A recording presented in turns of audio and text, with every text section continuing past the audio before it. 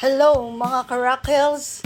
Ayan na po ang ating tech na madikit. At ayan po ang ating client na ang gusto po niya ay Dragon and Koi Black and Gray. Ayan po ang ating magiging tattoo project. Dinikit na po natin ang ating stencil gamit ang mahiwagang at madikit na tech. Lalapat po natin siya ng maganda para naka-flow sa kanyang balat at muscles. Tanggalin na po natin ang ating stencil at yung medyo malabo dyan, freehand na lang natin yan. Ayan. Kita nyo naman, hakab na hakab kay Sir ang ating Dragon and Koi. Naka-flow sa kanyang muscles. At medyo dark skin tone nga pala ang ating client. Si client ay from Italy at naka-base siya dito sa Batangas. Meron siyang business na motor shop. Kaya na nga, piniprehan na natin yung mga parting nawala,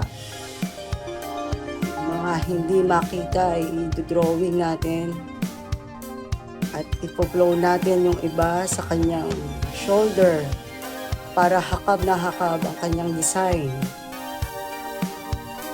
Ayan po, drawing tayo ng light ballpen pink and then blue.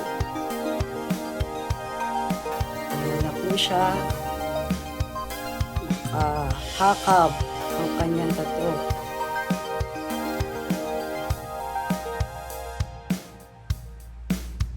Drawing dyan, drawing doon. At ayan na po, sasaktan na natin ang ating client.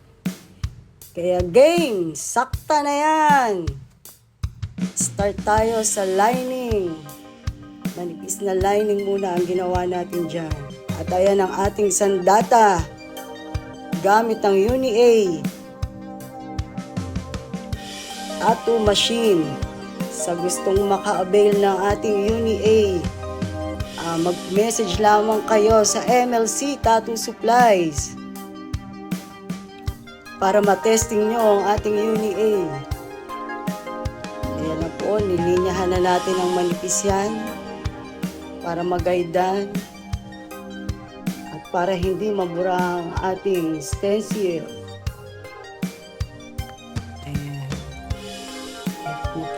Uni-A tayo, nag-tattoo machine dyan. Napakagaan niya at smooth gamitin. Nangangalahati na tayo ng paglalining. Kita nyo naman po, relax na relax po si Sir sa kanyang pagkakaupo. Parang hindi nasasaktan. At nanonood lamang siya ng kanyang paboritong mga Korean novela. Si Sir, sino mag-aakala na paborito niya ang mga Korean novela? Ayan. Watching. Black and Gray nga pala ang ating tattoo project.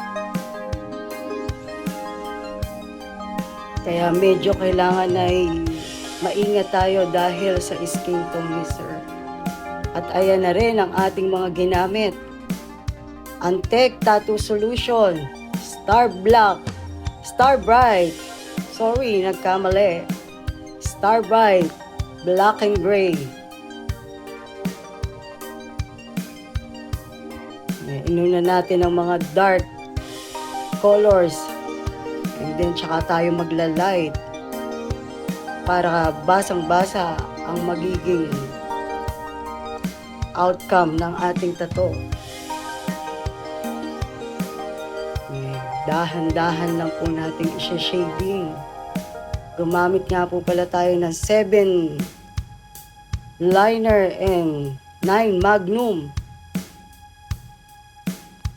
Natapos na natin ang scales ng ating koi fish.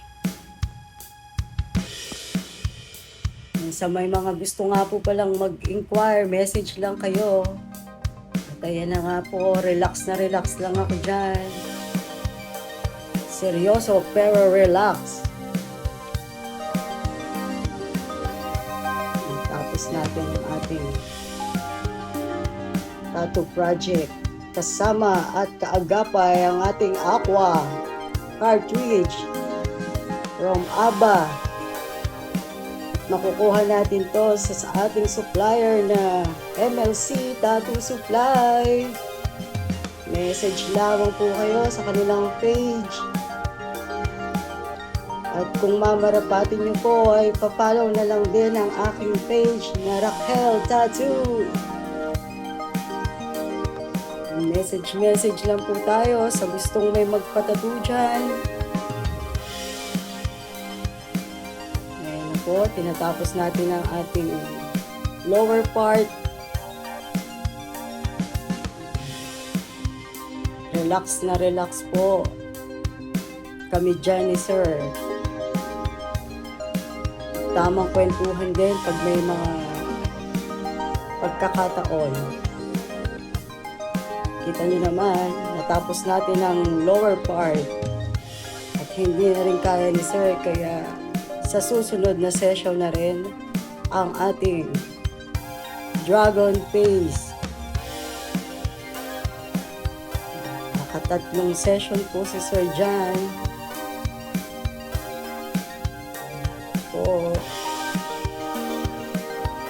At huli natin ginawa ang dragon face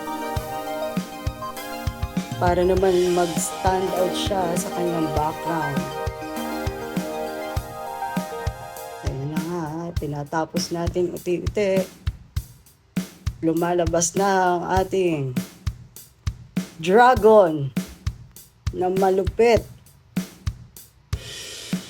Ayan po, ginagawa natin ang kanyang dragon face dyan. First time nga pala ni Sir na makapagpatato ng ganyang kalaki.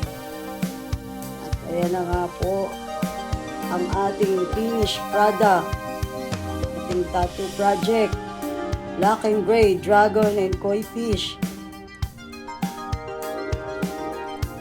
Hakab na hakab sa kanyang braso. Video natin para makita natin ang lahat ng parte. Up view, side view, yung mga gilid-gilid dyan. Papalaw po kami ulit, palambing naman sa aming page, Raquel Tattoo at MLC Tattoo Supply, ABBA, Inkies, Starbright. Thank you sa aming mga sponsors. Ayan na ating finished product. At picture taking na. Ayan, nagpapaliwanag pa si Sir na mataba na siya. Kasi hindi siya makapag-gym dahil sa tattoo. At ayan na. Smile. Okay, bye-bye.